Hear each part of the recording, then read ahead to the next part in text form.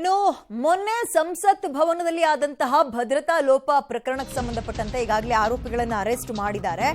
ಆದರೆ ಈ ಪ್ರಕರಣದಲ್ಲಿ ಇದೀಗ ಸಿಟಿ ರವಿ ಅವರು ಪ್ರತಿಕ್ರಿಯೆಯನ್ನ ಕೊಟ್ಟಿದ್ದಾರೆ. ಟೂಲ್ ಕಿಟ್ ರಾಜಕೀಯದ ಅನುಮಾನ ಇದೆ ಅಂತ ಹೇಳಿದ್ದಾರೆ. ಮೋದಿ ಪ್ರಧಾನಿ ಆಗೋದನ್ನು ತಪ್ಪಿಸಬೇಕು ಅಂತ ಈ ರೀತಿಯ ಷಡ್ಯಂತ್ರಗಳಾಗ್ತಾ ಇದೆ. ಅಪಪ್ರಚಾರ, ಕಳ್ಳಹಣದ ಜೊತೆ ವಿದೇಶಿ ಶಕ್ತಿಗಳು ಇದರಲ್ಲಿ ಶಾಮೀಲಾಗಿರುವ ಶಂಕೆ ಇದೆ. ಎಲ್ಲದರ ಬಗ್ಗೆ ಇಂಪಾರ್ಟೆಂಟ್ ಪಾರ್ಸಲ್ ಆಗಿ ಇವೆಲ್ಲವೂ ನಡೆದಿದೆ. ಹೀಗಂತ ಚಿಕ್ಕಮಗಳೂರಿನಲ್ಲಿ ಮಾಜಿ ಸಚಿವ ಸಿಟಿ ರವಿ ಹೇಳಿಕೆಯನ್ನ ಕೊಟ್ಟಿದ್ದಾರೆ.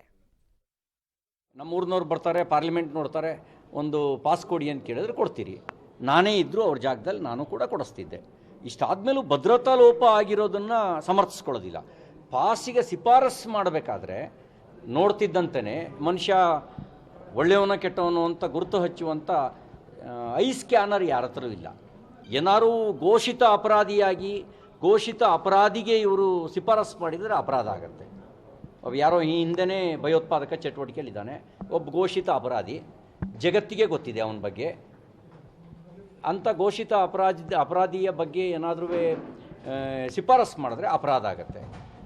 ಊರಿನವರು ಪಾರ್ಲಿಮೆಂಟ್ ನೋಡಬೇಕು, ಪಾಸ್ ಕೊಡಿ ಅಂತ ಕೇಳಿದ್ರೆ ನಾನು ಕೊಡ್ತೀನಿ, ನೀವು ಕೊಡ್ತೀರಿ, ಸಿದ್ದರಾಮಯ್ಯನವರು ಕೊಡ್ತಾರೆ. ಮತ್ತು ನಾವು ವಿಧಾನಸೌಧ ನೋಡಬೇಕು ಅಂತ ಬಂದಾಗ 106 ಜನರಿಗೆ ಕೊಡಿಸಿ